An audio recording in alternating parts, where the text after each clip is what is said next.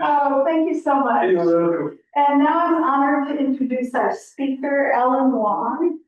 Ellen became vegan in 2021 after seeing some documentaries about the food system and how it affects animals, the environment, and human health.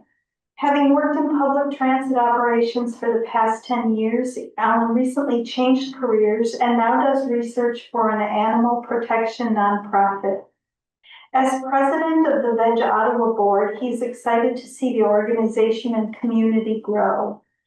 VegOttawa Association is a volunteer-run nonprofit organization committed to raising awareness about the benefits of a plant-based and vegan lifestyle, such as overall environmental health and putting an end to animal exploitation. Friends, please welcome Ellen Wong.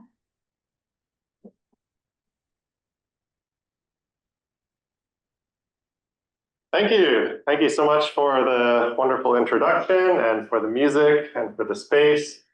And everybody for joining us online. I'm happy to be here and I hope you are all too. You must really love the environment or really hate baseball, but either way, thank you for your presence. How do I get, he's working on it. All right. Just a second. We're getting the slides coming up shortly.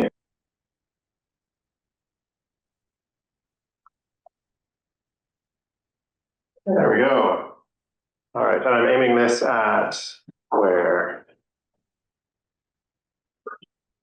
Where do we point this? There, okay, perfect. All right, the power of your plate. How your everyday food decisions can support a healthier planet. Can everybody hear me okay? Online? Looks good? Okay, perfect. Some of this is going to be redundant, but who am I? I'm Alan, president of VegOttawa. I've been vegan for 4 years.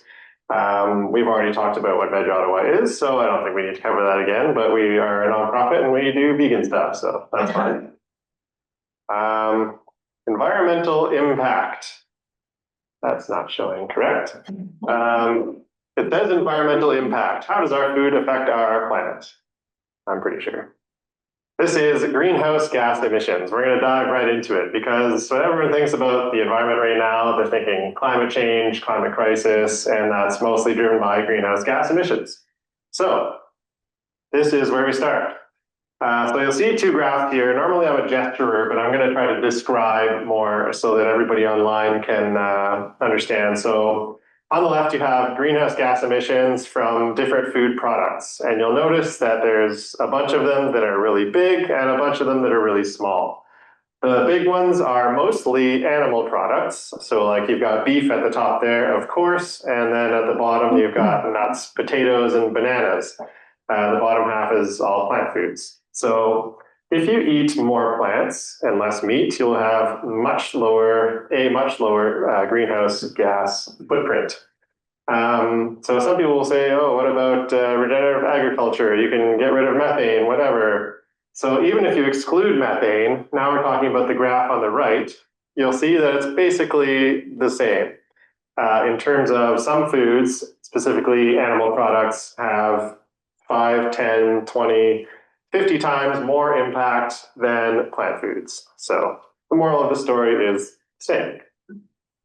We're going to look a little bit more here to really drive this point home because this is the main and most important point. So the city of Toronto did a little study on they looked at their food procurement. So they were wondering how much of our food does what to our carbon budget. So on the left, you'll see their food purchasing by weight for 2022. So that little red sliver is beef. The yellow stuff is other animal products. Green is fruits and green and blue are fruits and vegetables and grains and stuff like that. And then you'll see on the right, that tiny 3% sliver, which is beef or ruminant meat, so maybe some lamb, turns into about half of their carbon footprint, their total greenhouse gas emissions. So 3% of their purchasing causes 50% of their emissions. It's 48%, but go with me here. And then the rest of that yellow sliver, which has grown a little bit, is the other animal products. And then you'll see the fruits and veggies and grains, those take up a tiny little, what is that, like 1/6, I think, despite being more than half of the purchasing. So that's what they found. And they are currently working with various organizations to reduce their meat purchasing and increase their plant purchasing, notably Humane World for Animals. Their Forward Food program is working with them to do that in their some of their divisions where they sell food, or they provide food, sorry. On the last graph here on the right is a comparison of a beef burger and a Beyond Meat burger, because we know that beef is causing all of these problems. It's the worst. So if you have a Beyond Meat burger, if you see that first pair of columns, compared to the effects of beef, Beyond Burger has about 10% of the greenhouse gas emissions, just over 50% of the energy use, looks like, I don't know, 7 or 8% of the land use, and I think the last one's water, has about 0% or so. So a Beyond Burger compared to a beef burger in terms of environmental impact is hugely different. Next, food miles. Everyone likes to talk about food miles, eat local, right? So if you'll see at the top, the part of each bar that is transport, aka food miles, how far your food has come. So are you like air freighting avocados from Mexico or something? So that red sliver that you see on every bar is food miles in terms of the total greenhouse gas footprint of a food. If you'll notice, you actually can't see a lot of red on most of these columns because your food miles don't actually matter nearly as much as people think. What really matters, as we've determined already, is your food choice. So food choice is significantly more impactful than food miles. So if someone tells you to eat local plants, even better. So next. All of the cars, all of the motorcycles, all of the buses, all of the trucks in the world, all of the boats, all of the ships, all of the airplanes in the world combined to make all of the transportation sector. The greenhouse gas emissions, depending how you measure it, from animal agriculture are comparable or more than all of those that we've just talked about. Every car, every plane, every boat, every train in the world, all of the transportation sector is about the same or worse, or sorry, less than animal agriculture. So that is stunning to me. And I think most people, when they hear it, Just animal agriculture. just animal agriculture. Yeah, just cows and pigs and chickens, and that's pretty much most of it. Next, so we're going to move on a little bit from greenhouse gas emissions because they're a little bit boring. There are other things we care about. Deforestation. What is driving deforestation? So it's mostly occurring in the tropics. And as you can see, that left column there, which is extremely tall compared to the rest, that is beef. So once again, beef is a, bad player in this field. The next one is oil seeds. So this is another one we want to talk about. So oil seeds is palm oil, which you've probably heard of being not great for the environment, and soy. We're going to look at this a little bit more, but yeah, test your knowledge. Who's eating all the soy? You may have heard The animal. yes, you may have heard the Amazon rainforest is being cut down, burned down to get soy. And who's eating all the soy? It is animals. So if you look at this, you'll see at the top, direct human food, 20%, animal feed, 76%. Now, I gotta tell you, this is actually a little bit misleading. I only learned this recently, but if you think about, you have an acre of land and you want to produce some oil, you can produce canola oil, or you can produce soy oil, which is what's that section there, the fourth one from the top, 13% of the human food, or the total, but under human food, that is oil. It's actually a lot cheaper to produce canola oil. So there's no reason to produce soy for the purpose of creating oil for humans to consume. what that oil comes from is actually a byproduct of producing soy cake for animals to eat.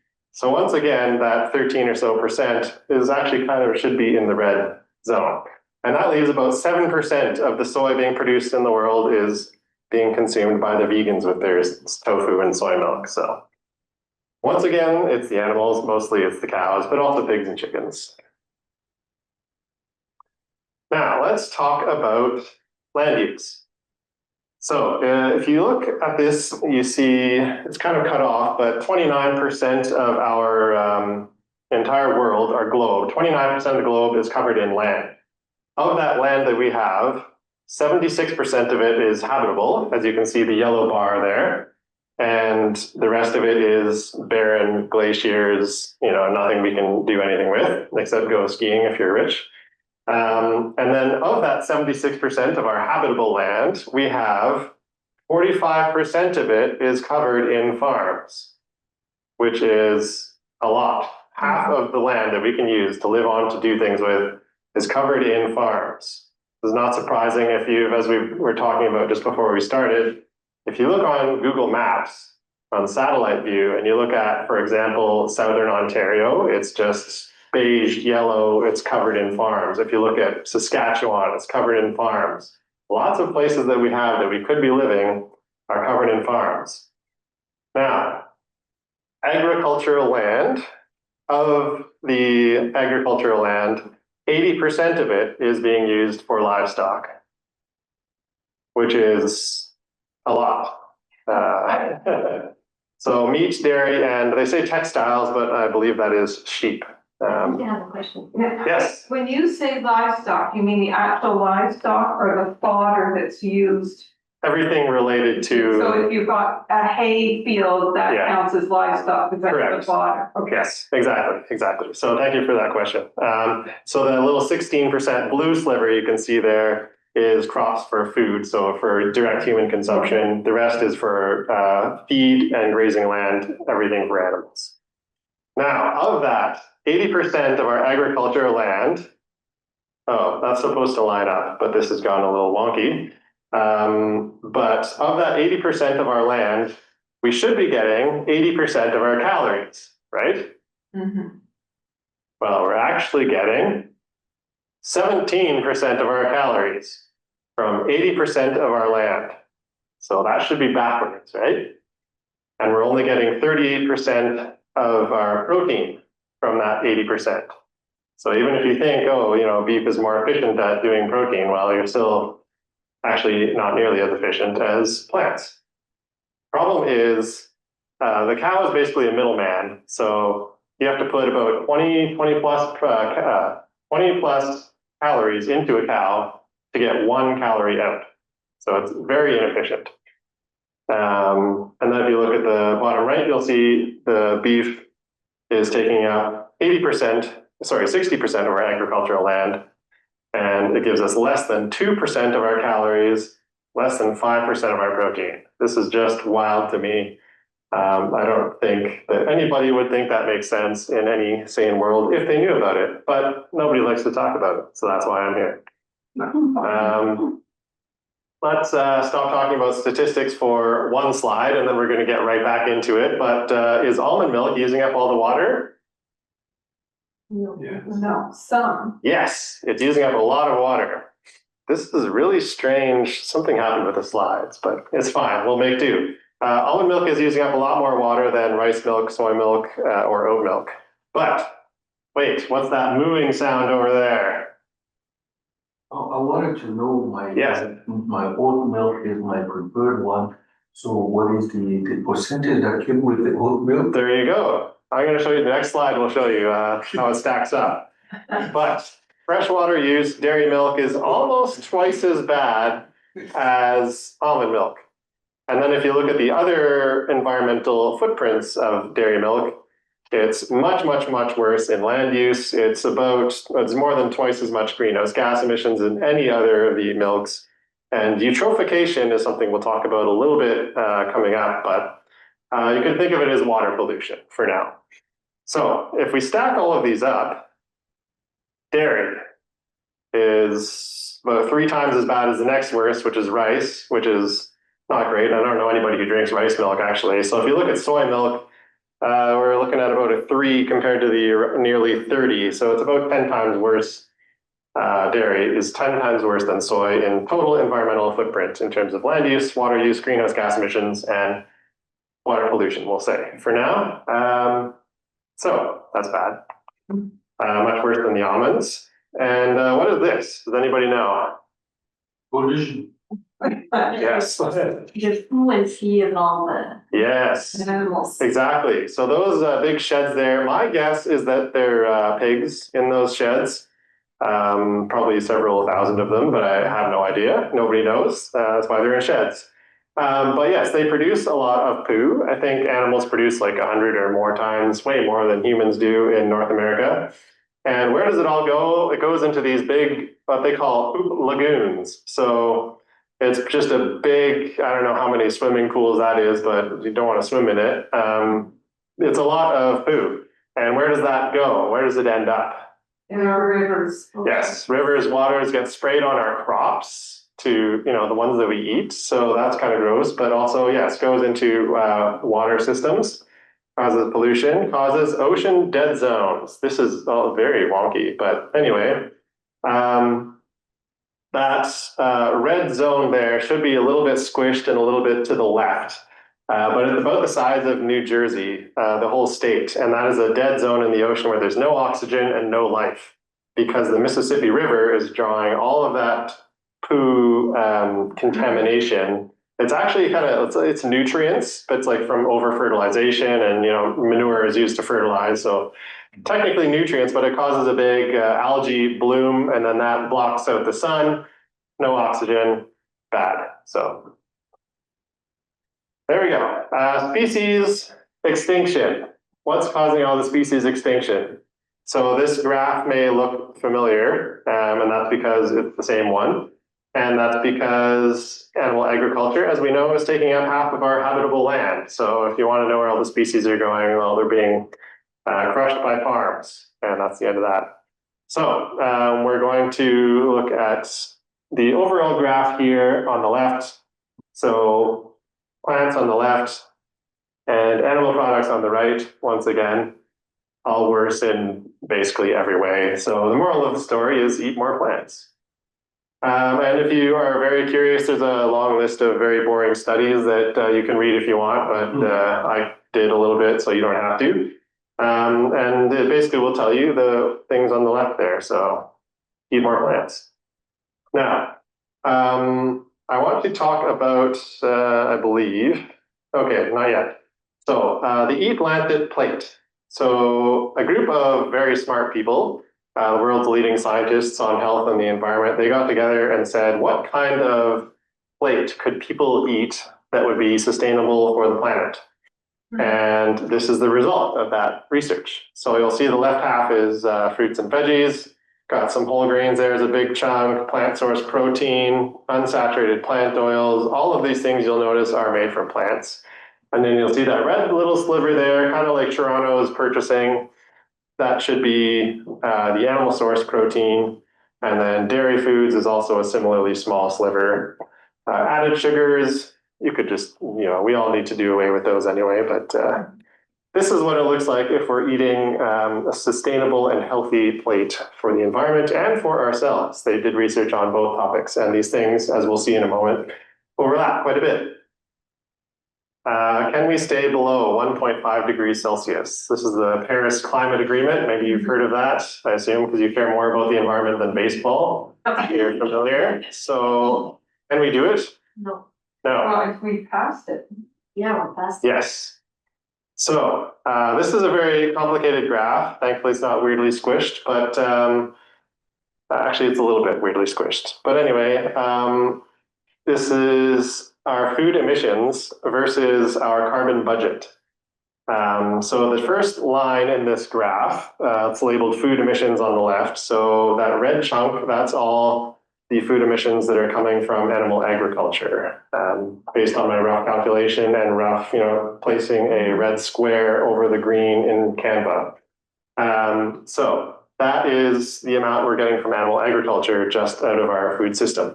And if you compare that to our 1.5 degrees Celsius budget, the next line down, you'll see that it's much bigger. So we're producing much more just from animal agriculture than we can afford to spend to have a 67% chance of staying below 1.5. So we're obviously well past that. We don't even have a 50% chance, according to the third line down, of staying below 1.5. So correct, we cannot stay below 1.5, especially if we do not address our food system, because this is coming just from animal agriculture. We've blown past it. To stay under 2 degrees Celsius, we have a 67% chance with our just food emissions alone. So if we didn't produce any more fossil fuel carbon at all, our food system is producing enough that we only have a 67% chance of staying below 2 degrees Celsius. As you know, animal agriculture is just a part of the pie, so this is obviously not going to happen. We are not going to stay under 2 unless we radically change our food system and do other things, which, well, I don't know how optimistic you guys are, but yeah. This is something to depress you even more. So the Eat Lancet Commission did another report, just came out last month, I believe. And you may have seen in a David Attenborough documentary recently, he's talking about these boundaries.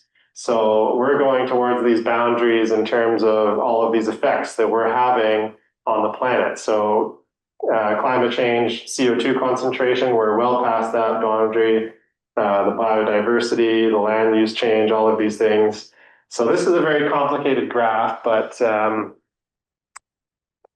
can I explain this? So if you look in the middle there, there's a tiny little red circle around some green stuff. That's the food system boundary. So that's how much we can afford to have our food system impact the environment in all of these different ways. And if you'll notice, our food system contribution, the black line which extends out, it's a lot farther than that in basically every way. So we are just from our food system overstepping all of our boundaries, which is The planetary boundaries. planetary boundaries. Yes, thank you. Not good. And that's that. Any questions on the environment? Quick questions. Yes, you look like you had one. Well, there's a couple of questions that I have to people ask me that I'm not able to answer. One is what's the difference between the cows methane eating the vegetables and human methane eating the same vegetables? So is that taken into account in these statistics? Yes. Humans produce very, very little methane compared to cows just because of the way we digest food. So they produce, what percent is it of I our, think it's 4 times more yeah, methane. yeah, at least that, I think. Do you know? With how much methane comes from animals instead of humans. Yeah. I don't know that stat, but it is related to digestion. So humans cause methane for other reasons, right? But it's the whole reason that ruminant animals are so much worse than other animals is because of their digestive system. It produces just naturally a lot more methane than any other animal, including human. Yeah. The other thing was when you imagine like all these fields of hay and corn, all of these things that pretty much define the province we live in.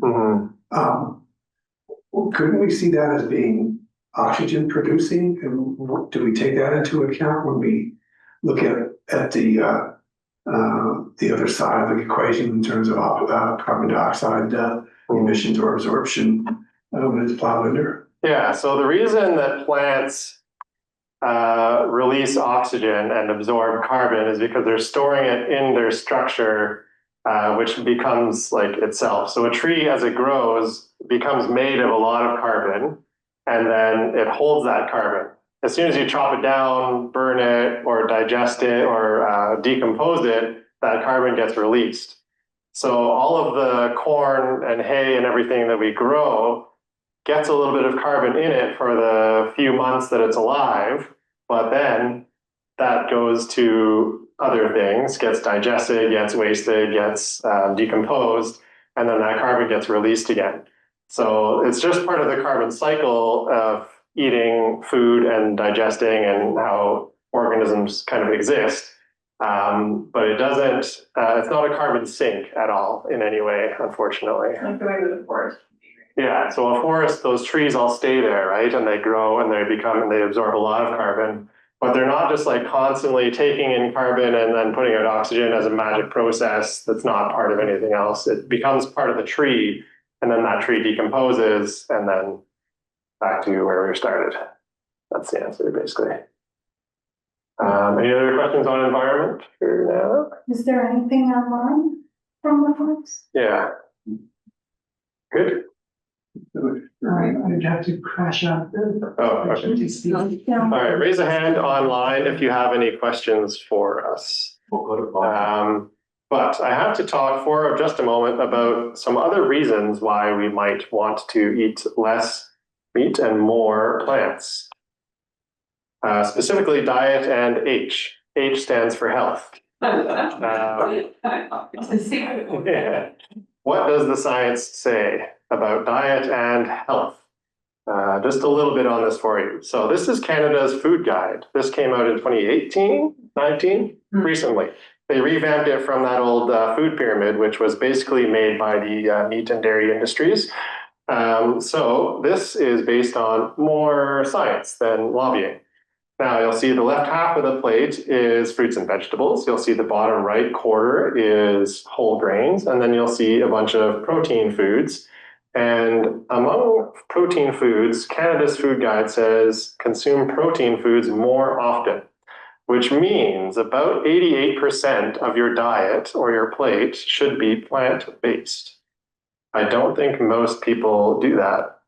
How do we know? Because 95% of people in Canada and the US, I believe, do not get enough fiber. And where does fiber come from? Plants, right? There's no fiber in animal products. So if people were eating this much plants, they would be getting enough fiber. But we are not. So we have lots of diseases as a result. And other things. So these are some studies which can tell you about the positive impacts of a plant-based diet. It's a similar body of research in terms of amount and quality to the research that tells us that smoking causes cancer. So this is not just a few quack scientists saying like, oh, I think this is great, we should do a study on this, and then this is our results. No, this is a pretty strong scientific consensus. So there's some other impacts on health I'm just going to briefly touch on. So antimicrobial resistance, you've heard of this, antibiotic resistance, Right. Finish your antibiotics, don't overprescribe, all of these things.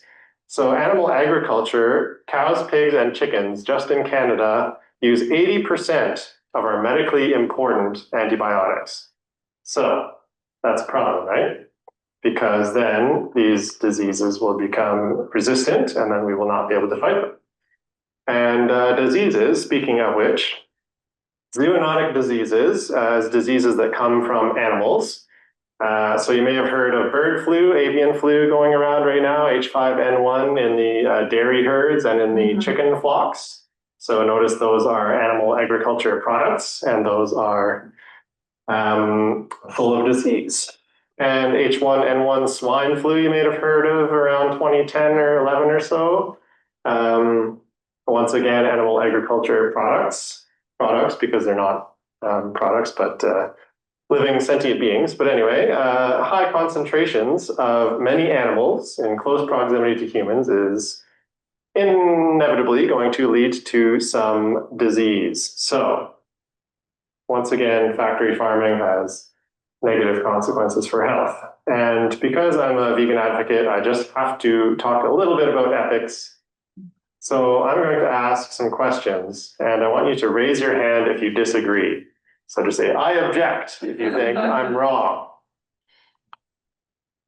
It's wrong to drop a kitten in a blender. Nobody disagrees? Okay. It's wrong to suffocate dogs in gas chambers. Anybody disagree? I think we all agree that's wrong. Yeah. We should avoid animal cruelty as much as possible. I think that goes with everybody's values. That's basically the definition of veganism, is avoiding animal cruelty as much as possible and practicable. So, a few quick facts for you. Like you guys, most people are probably against many factory farming practices, but somehow we still pay for them. We're just not aware. There's various cultural reasons. Not blaming anybody, but we do things that we, in theory, are against if we knew about them. 95 or more % of animal products are made by factory farming means, so they're not coming from your like small local farm. That is more of a marketing tool by large agricultural industries than it is a real thing that people get products from. And factory farming, it has to be the way it is, because to do it any other way, the small local way, is too inefficient. We don't have the land, we don't have the resources, it costs too much. So it's just not possible to feed everybody the way that we are doing that. So, next quick fact, we kill about 90 billion land animals each year, and between 1 and 3 trillion fish. Those numbers are basically meaningless to you because they're too big for humans to really grasp. But to give you a little bit of a sense, every human that has ever lived is about 110 billion people. So we kill 90 billion, so about the same land animals each year. And we kill that many animals in total, including fish. I think it's every couple of weeks or so. So that's every human that's ever lived since the Stone Ages in a couple of weeks. That's the numbers that we're talking about. And lastly, I just want to quickly mention that animal cruelty, good news, is illegal. You can't be cruel to animals, except when it comes to animals that we are farming, because our laws stipulate that industry standard practices are exempt from the law. And the industries sort of set their own standards and regulations, and there's basically no monitoring or enforcement. So there we go. Animal cruelty is actually illegal. Great. Not great. And then one last problem. So you may have been thinking, okay, I'm going to eat a lot less beef because it's so bad, right? Especially if you care about the environment, which, as we've established, you care more than baseball. So the small body problem is chickens are smaller than cows by a lot. Mm-hmm. So if you look at this graph here, you'll see beef at the top. It has, to produce 1 ton of meat, you have to kill 3 cows. But it produces 499 tons of greenhouse gases to produce that 1 ton of protein. If you go down the line, you'll see you can get maybe a few more or a few less greenhouse gas emissions, but then you got more lives lost, more animals killed, less greenhouse gas. So it's a trade-off, and there's no winning, except plants. Plants have basically no greenhouse gas emissions, depending which ones you choose, but mostly they're around that 0 mark compared to the others, and there's no lives lost. So it's a win-win situation. And the human side. So maybe you just don't care about animals at all, but factory farms impact humans as well. So they're often built in marginalized communities, impacting their health and their property value. All that poo being sprayed in the air all over the crops, that gets in people's houses. Slaughterhouses largely employ vulnerable people who suffer from injuries and mental health issues. So nobody chooses to work there. And then the other human side is, as we've already talked about, climate change and disease are coming from factory farming. And those affect humans in significant ways. So what can you do is what it actually says. You can make a difference. So some individual actions that you can take as a person to reduce your carbon footprint. A lot of people think there are things that you want to do, like recycling, turn off the lights when you're not home, get a thermostat that you can tweak and program. How much impact do those activities have? Compared to your diet, very, very little. So things that you can do. what can I say to you that can empower you to make good decisions here? So you can walk, you can bike, you can bus, and take the train instead of driving. That is probably the biggest thing that most people can do. Not everybody can do it because various physical abilities or distances you need to drive. The next most impactful thing that you can do is when you're at the grocery store, just do this. Buy something else. Buy the beans instead of the beef. Buy the soy milk instead of the dairy milk. Just make different choices at the grocery store. And that is the next biggest thing that you can do. All of these other things that you're doing, I don't know how much time you're spending on recycling. I don't know how much time you're wasting on like various things, little things that we can do that have been in the news media because they want to produce clickbaity articles like how to improve your carbon footprint. And they list a bunch of things, but they don't actually tell you how impactful they are, right? They just say, oh, this might help. But this is what you can actually do. And here are some concrete ways to do this as an organization. You can advocate for plant-based food policies with your organization, your workplace, or wherever else you might be. You can take, as I mentioned, Humane World's Forward Food Program. They work with institutions to enable them to make more plant-based purchases and servings of food. That's very well said. I'm sure my wife is very proud of me because she leads that program. And the Veganuary Workplace Challenge. So you can, with your workplace, say like, hey, you guys want to take the Veganuary Challenge and then, just do Veganuary, which is just going vegan for 1 month, which is not hard. I do it all the time. As an individual, what can you do? You can learn more. You can watch documentaries. This is what's really changed my mind, and I think it's what changes most people's minds, is learning about what you're actually paying for, because most people don't know. It's deliberate. They're hiding these things behind walls. I think it was Paul McCartney said if slaughterhouses had glass walls, we would all be vegetarian or something like that. You can contact your elected representatives. You can say, hey, I want us to buy more plants as a government or something like that. You can join VegOttawa and support us, and we can do that for you if you don't like writing letters to elected officials for some reason. And lastly, you can consider going vegan or just be as vegan as possible. If you can be vegan except this one thing, then don't let that stop you from doing all of that except for that one thing. If you just have to have cheese, for example, as most people say, then be vegan except for the cheese. Don't say, because I can't give up cheese, well, I guess I'm just going to eat beef all the time and whatever. You can still stop eating the beef and eat the cheese. It's better if you also stop eating the cheese. It's better if you just stop eating all of the animal products, especially for the animals. But you can just do as much as you can. Don't let me dissuade you. You're not going to get kicked out of the club if you accidentally eat a cookie with milk chocolate chips in it. That's not going to happen. So that's the end of my presentation. Thank you for coming, and we can do questions. If you want to contact me, there are ways of doing so. VegOttawa.org is our website, at VegOttawa on any social medias, or Alan at VegOttawa is me.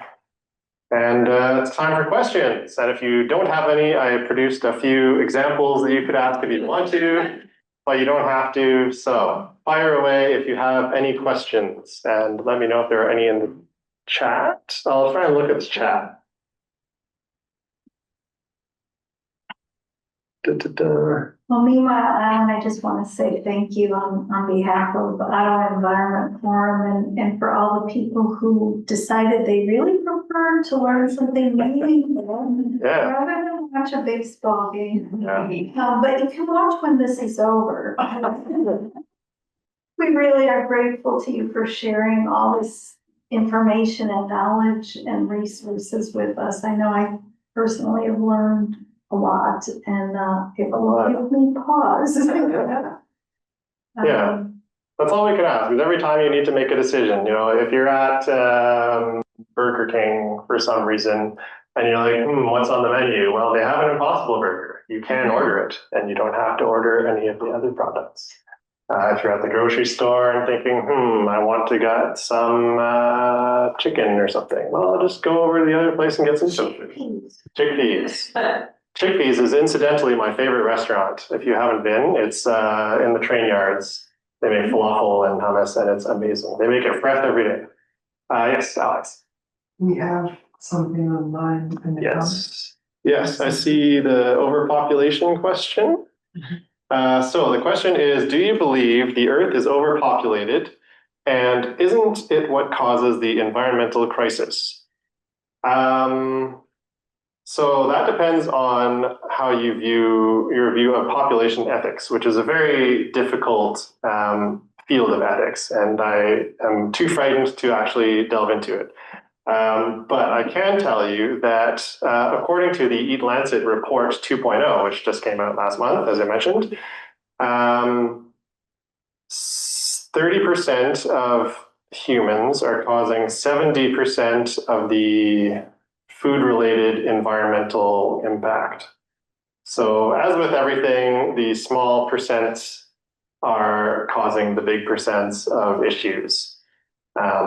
So is it overpopulation? Well, a lot of the population increases and a lot of the bulk of the population is not in places where they have the capability to make these decisions. They don't have the resources, they don't have the choices, they don't have grocery stores often. So the amount of people on the planet, the bulk of the people that we keep, that keep joining us on the planet don't have these resources and don't have the capability to make these decisions. So I would say it's not necessarily that the Earth is overpopulated, but it's how those of us with the most power and the most resources are using and abusing those resources to exploit certain billions of individuals we've talked about in order to achieve, small gains in whatever it is, taste, pleasure. So that's very unfortunate, but yes. I liked your question about like food additives in some like replacements, like these burgers and things. Yes. And some are a lot closer to being made from vegetables than others are. Yes. And I wonder if you have any thoughts on that, or is there a listings? Oh, there must be online somewhere. Like what things are closer to being just vegetables? Yes. So that's similar to somebody's asking online to please discuss the 4 questions, which I guess I had, but there they are. So I will go through those. And one of them is about plant-based foods being processed. Yeah. I will be hopefully soon, as soon as I can finish developing it, giving a talk on more specifically focused on nutrition and things like that. So keep an eye out on VegOttawa or my stuff to see that. But I can address that now. So processed foods, yes, there are lots of plant-based foods that are processed. They've got salt. They've got lots of ingredients, which for some people think is bad for whatever reason. It's not. It doesn't have any impact on the long-term net health outcomes of these foods. So if you're eating, for example, a Beyond Burger instead of a beef burger, you're going to have better environmental impact.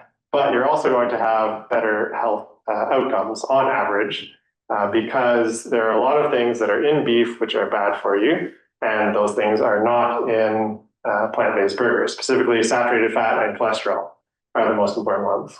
So eliminating the saturated fat largely from those products, and there is research on this. There's, I think it's a controlled trial or a meta-analysis. There's strong research high up on the evidence hierarchy. There's strong research saying that plant-based alternatives are better for your health on average than animal products that they're generally replacing. Is it healthier to eat carrots and beans and other things? Yes, so there's a spectrum. So you've got animal products, and then you've got the alternatives, and then you've got whole plant foods. That's generally the best thing that you can eat for your health. So that is the processing thing. What was the other question? Is it expensive? No. Next. No, actually, they've done research, of course, and eating plant-based products, eating plant-based in general on an institutional and household level. So like a corporation buying stuff for their cafeteria and a household of a family of whatever, 3 people or a few people. In both cases, buying a plant-based list of foods is cheaper than buying animal products because, as we've talked about, they're very inefficient and generally they're expensive. What's the cheapest food? Everyone always says rice and beans, right? That's the answer because plants are cheap. What else was I going to say about that? I think that's it. It's easy to digest. Yeah. Yeah, you can train your gut to deal with the fiber, and then you don't have the gas issue that a lot of people are worried about. I have a question. Yeah, go ahead. Do we need plant-based burgers? Like, let's just eat the vegetables. You can absolutely do I that. look at, I've had some of them, some were okay, some Yeah. And Yeah. I look at the ingredients and I say, I don't want to eat that. Yeah, I mean, if you looked at the actual ingredients list of a beef burger, you might be a little terrified. But it's the same thing. Yeah. I think that's in some ways more of a marketing thing because and saying, well, I remember going to a restaurant that had it was vegetarian. This was quite a few years ago, Right. And came out of there starving because everything was supposed to be chicken-like or beef-like or so on, and they didn't taste like that, Right. and they didn't prove to be very fulfilling. Yeah. But I think things have changed a lot since then. Definitely, yeah. But it seems almost more of a marketing thing, too. Yeah, I mean, Because the food industry likes to take the original products and mess them around and then feed them to you. yes. They cost more. Yeah, I mean, they make those products because people want them, because a lot of people are used to eating animal products, but they don't want to because they don't want to contribute to all the problems we've talked about. But it's not because they don't like the products that are like that. So people want to have a plant-based burger. People want to have plant-based bacon. It's hard to make, but they have gotten a lot better. I can attest to that. If I went vegan 20 years ago, it probably would have been a lot more difficult for me because I used to eat a lot of animal products and I enjoyed them. I don't like that I did at this point, but that was the case. And when I switched over, I was very happy to have a wide array of products that were helpful to me in transitioning. So they do exist for a reason. They're not ideal, as we've discussed, for like long-term, high amounts of consumption, but they're certainly healthier on average than animal products they're replacing. And so they do serve a purpose. But yeah.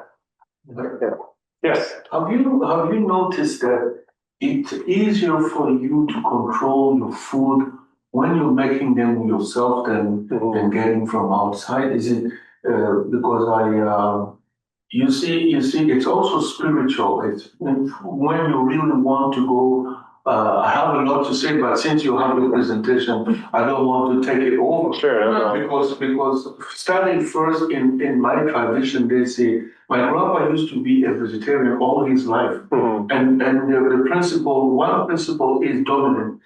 They say you have to eat anything that is cooked already by the sun. So it started with the fruits.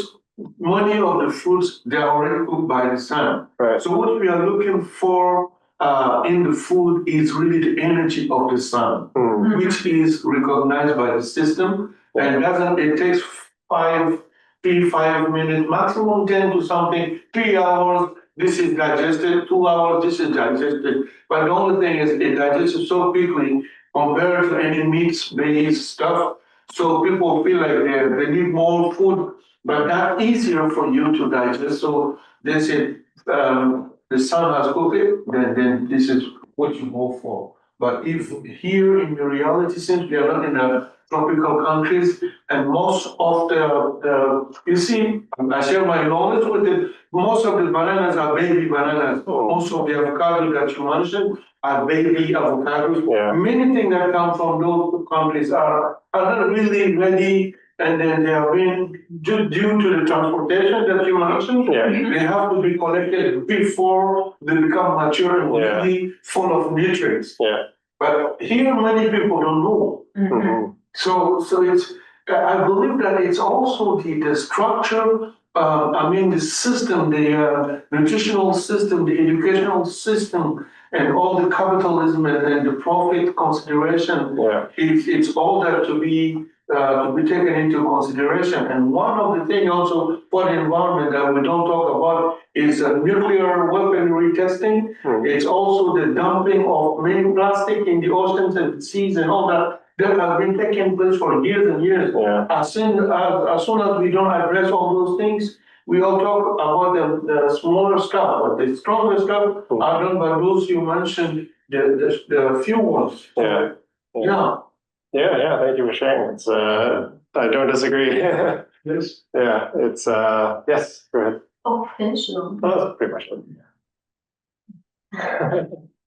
For me, something that seems very powerful that you didn't say directly, but I kind of read it in the sublines is Sure. that like the profound value of nonviolence, of respect and love, to be able, to be able to have those values and finally be aligned with them, with your actions, because we try, we're perfect, we're humans, we try our best every day, we can be perfect, but I think this is a large part of our day, we eat 3 times a day, so it's an easy task that we can change in order to be aligned with those powerful values.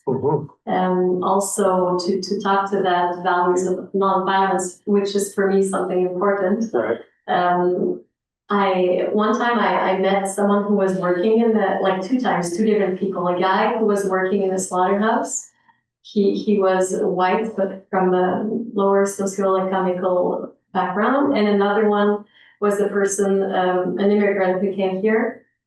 They both, I met them in different contexts. They both told me stories that shocked me so much. Like the person who was immigrant here, had a great job in her country, and she came here and she said, at least, and she wasn't there for the animals, she needed to make money to survive, She went there and she said, if I knew how the conditions in which I'm working right now, I would have never ever even considered coming to Canada. Yeah. So she had like a physical abuse. She fell from trucks, loading trucks. She said we were working in the darkness of the dark, no lights, animals screaming, guts, and she was traumatized and was so not well paid. She was so many things against like the work labor laws because she was abused as she didn't have all the, so that she was a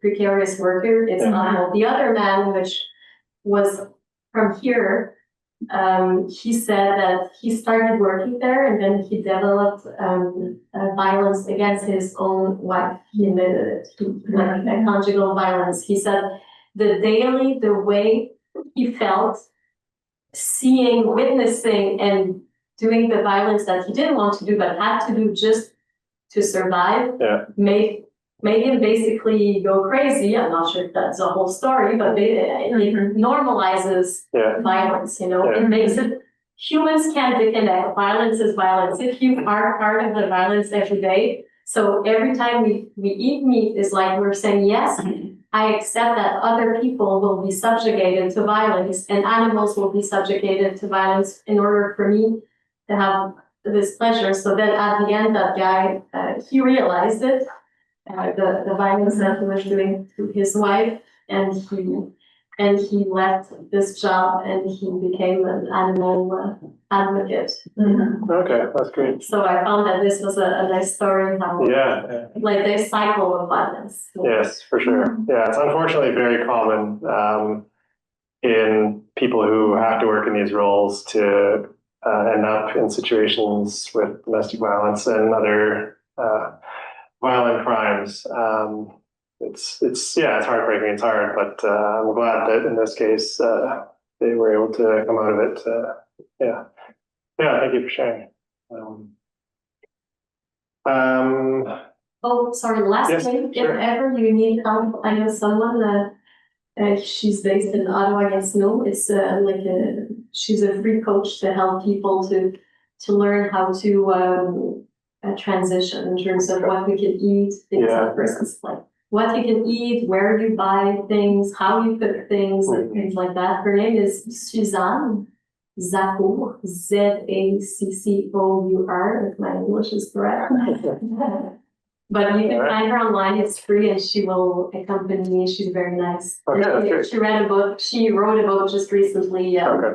Why Trump Doesn't Eat Tofu. Sounds like a good read. Yeah, we're actually working as VegOttawa, or we're trying to work on developing a sort of mentorship program to help people, transition and stay vegan. But yeah, I just wanted to quickly, because somebody asked, talk about the last two. We talked about processed, we talked about expensive. Where do you get protein? Well, all plants have protein. Funnily enough, where do the cows get the protein from? They get it from the plants. So we could instead just eat plants. It's not their protein. Yeah, exactly. So it's true that some plants have less protein in terms of the ratio of protein, carbs, and fats compared to others. But if you eat X calories of broccoli and you eat X calories of eggs or cheese, they have about the same amount of protein. But obviously you want to eat higher protein sources like tofu, seitan, tempeh, beans. There's lots of products out there, TVP. Some of these are more appealing to some people than others.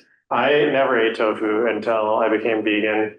I thought it was just like weird, gross, squishy, slimy blobs in stir fry, and that's all it could be. But it turns out you can make tofu into all kinds of things, which you would not believe until you go and see it and try it for yourself. So I highly recommend looking at different ways you can use tofu.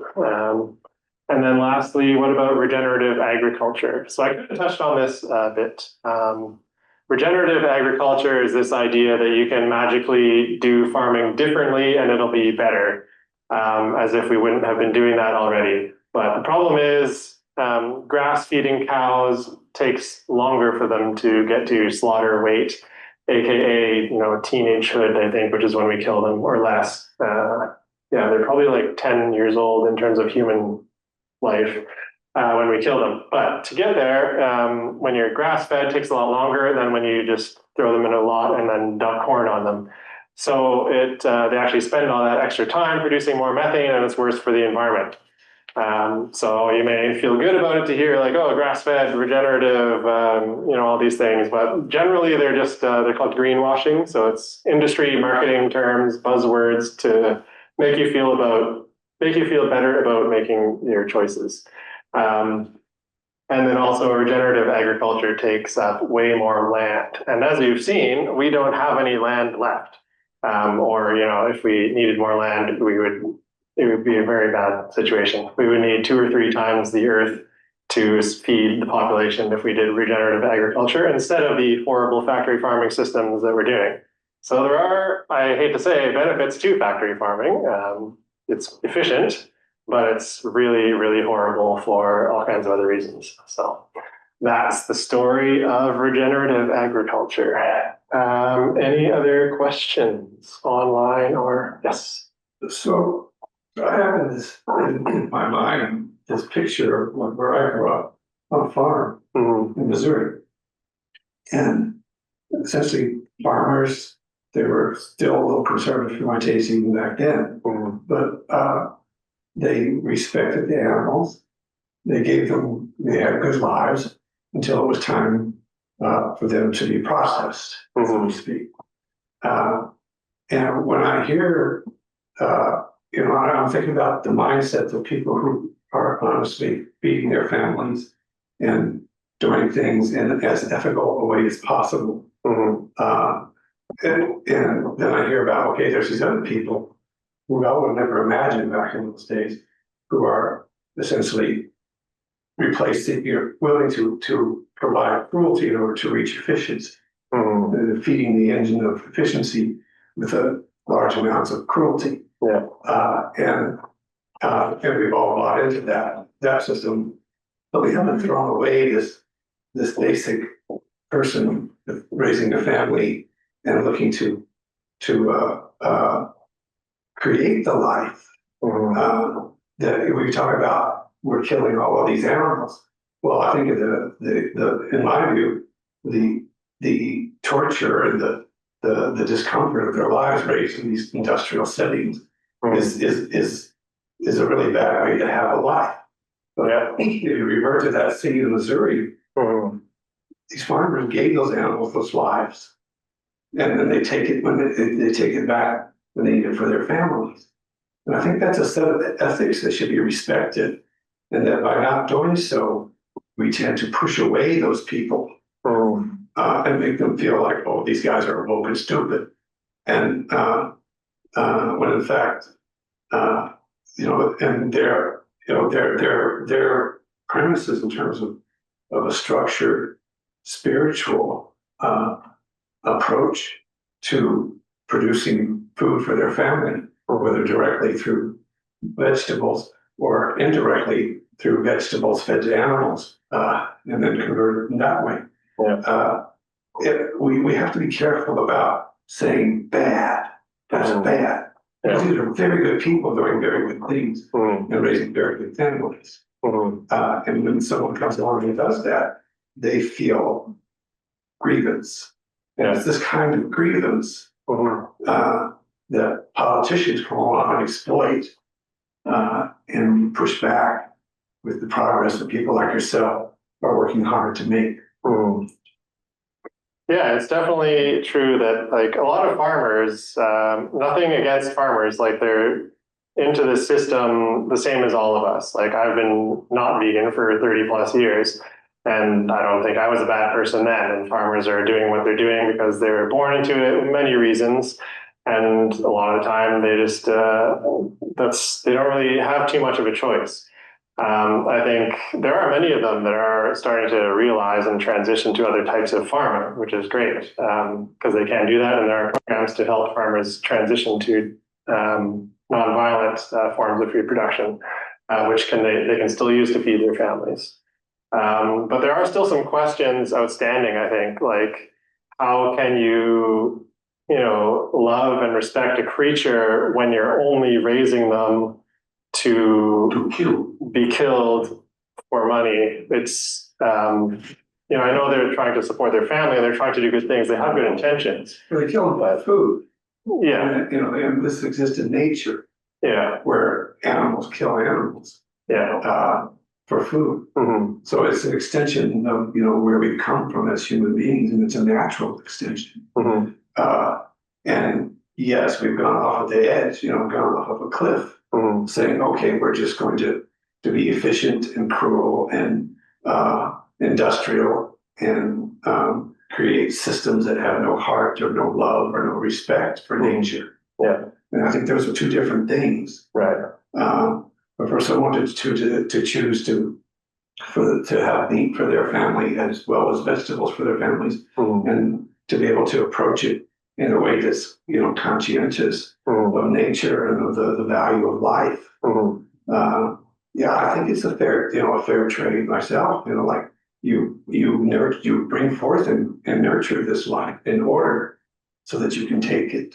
It's something that we've been doing since the beginning of civilization, or since prior to the beginning of civilization, and all kinds of cultures have various ways of making sure that that's that if you're hunters or if you're agriculture, that you respect the source of where your food came from. And they see that as God, and they see that this is they're in their the way that they've learned spirituality, so to speak.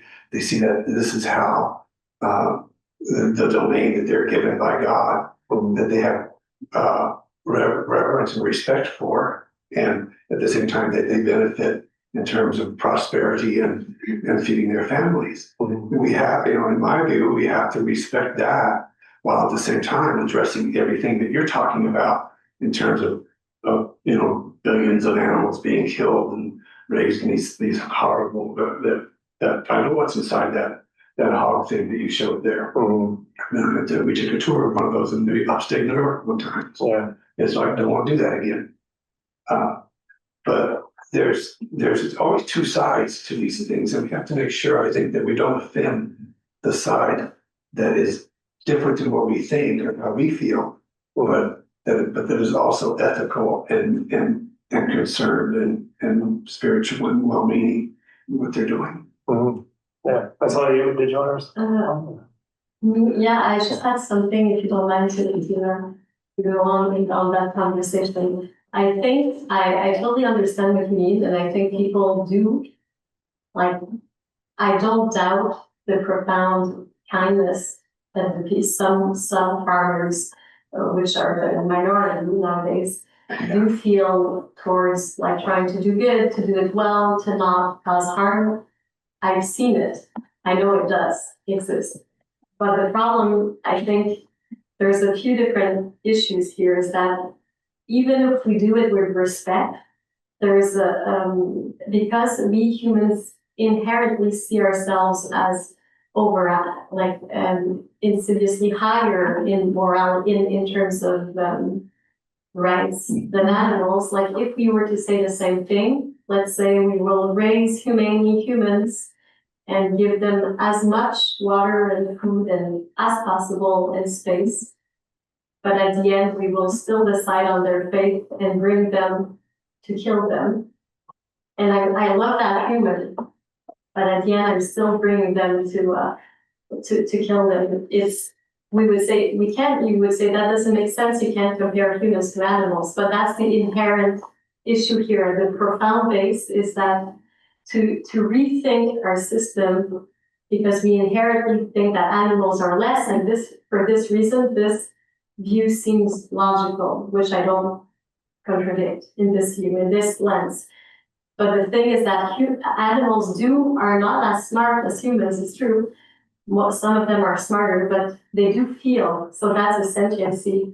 I feel that this is the most important part, is that they do feel and they do want to stay alive. Even if they can't talk, they try to struggle. When we try to kill them, they will do whatever they can. I've seen animals that were at the slaughterhouse. I've seen animals that were just packed and they're scared. They do have feelings. So I think this is the issue here, that even if people are well-intentioned, at the end, they don't have a choice. We are choosing for them because they're objects, even in well-given circumstances. And the other point is the natural thing you said, it's true that over time, humans have raised animals.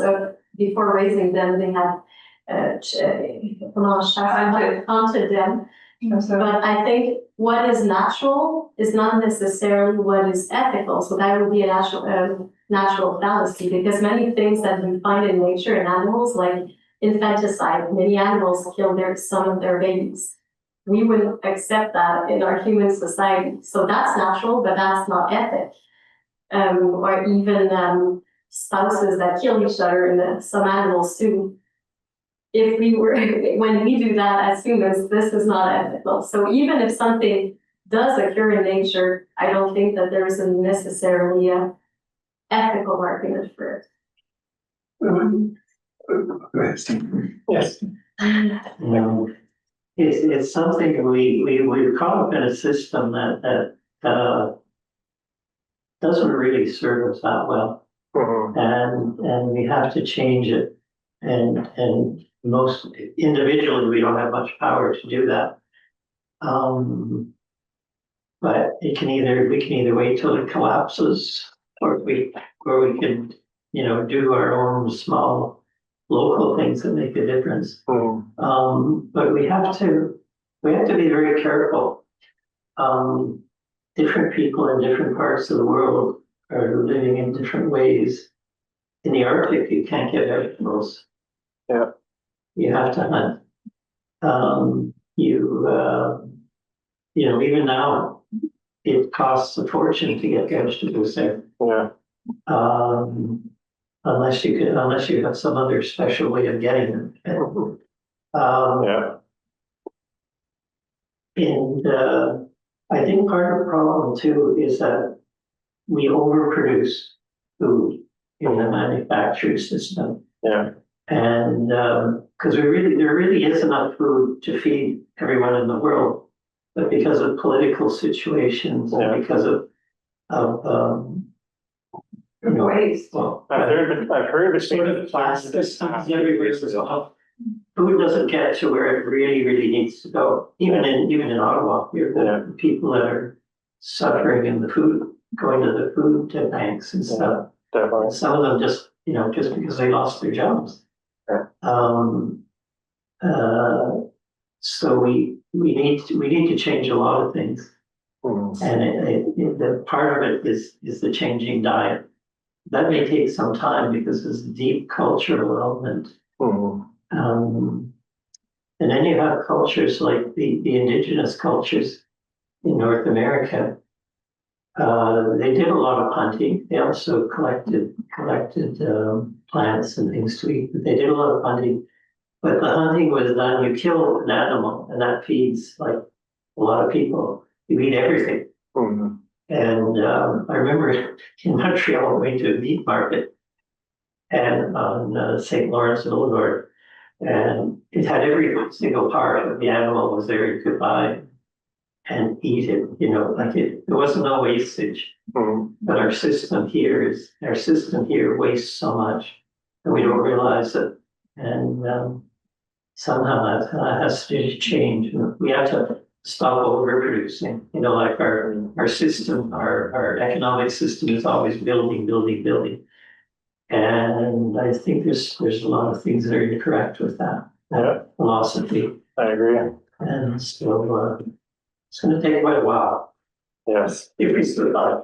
Yeah. Definitely. What was said about, is it ethical or is it not ethical? Mm. And that one of the gifts that we have as human beings, or hopefully spiritual human beings, is, that it brings with it the responsibility, and that is of being ethical.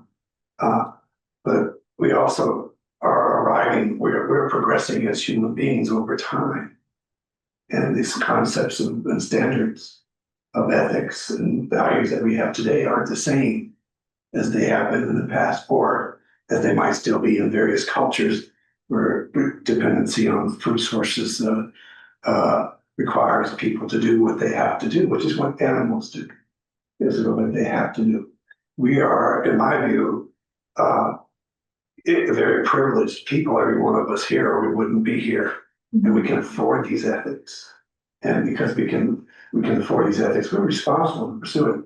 The Baha'i faith, the building that we're in, the Baha'i building, believes strongly, and I think there's one of the quotes of it, that over time, humanity must become, or will become, vegetarian or vegan. And not really up on the terminology, the differences that much, but so it's in other words, we as human beings need to progress in that direction. And these beautiful people that are here today are pointing out why we should do it, and showing from all these dimensions that are, extremely important, like environment, as well as our health, as well as the cruelty and the ethical issues, why we should be making that progress. But I think we have to, at the same time, recognize where we are at, and understand that we are among the privileged who aren't necessarily at that relative to ahead of a lot of people who aren't necessarily at that level of understanding the ethical nature of things, and more at the level of direct need and doing what they have to do. When we have the sensitivity to where humanity is at in reality, then we're not being cruel to those people in our attempt to stop being cruel to the people who are trying to bring us forward away from being cruel to animals. So it's an extension of bringing yesterday to today, and not judging the past and the current on our standards of tomorrow, which is what we're carrying when we bring this to this room. Yeah. I think maybe time for one more question, but I feel like, we're getting to, some really deep and meaningful discussions. And I hope we can continue that, as we move into the social portion. So let Eric see Yes. the last question. Yes, in fact, it's just that, due to his presentation, I'm really reflecting on a lot because there are so many things in the social political matrix in a macro level to be transformed into fitting into understanding the environment, because the first environment is ourselves. If we understand how we function, then we will understand exactly what nutrient we need. And what nutrient we need is food, food based on vegetable, fruits and all that we need, understanding that. So the only thing is that we have taken the position of native people who are close to different nature, and then now we replace most of those things with something that is just capitalism, money and profit. So that changed and switched everything. So the extent of this thing is that we don't want to be in a position where the government would come to an area like Arctic where there is no vegetable and say, no, we are twisting to become more animal respect than anything, and then don't kill the animals, and we are monitoring that. And we send the army to stop you from doing that, starve you to death. And you see, so this is what I'm talking about, you understand?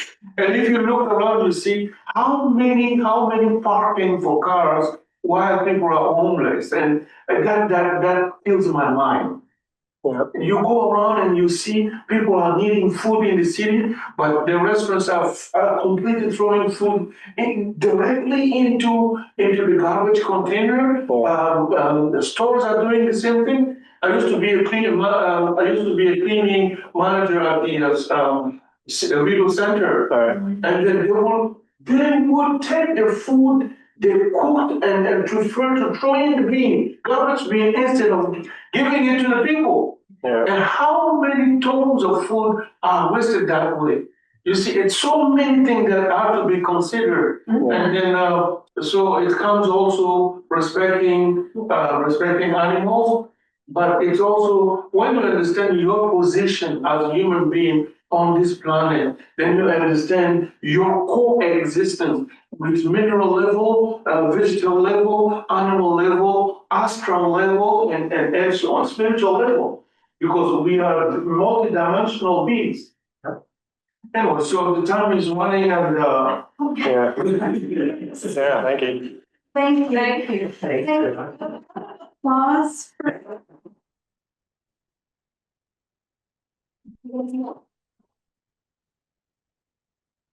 I want to Scoot? offer you a gift. Oh, boy. Actually, two gifts. All right. The first is One Planet, One Habitation. It's a Baha'i perspective on recasting humanity's relationship with the natural world. And it was written by the Baha'i International Community, who works together with the United Nations to try and bring some of these spiritual principles around nature and the environment into our societies at a global level. And it has a lot of solutions really for things that could help change it. And the second one is something that I found while I was researching.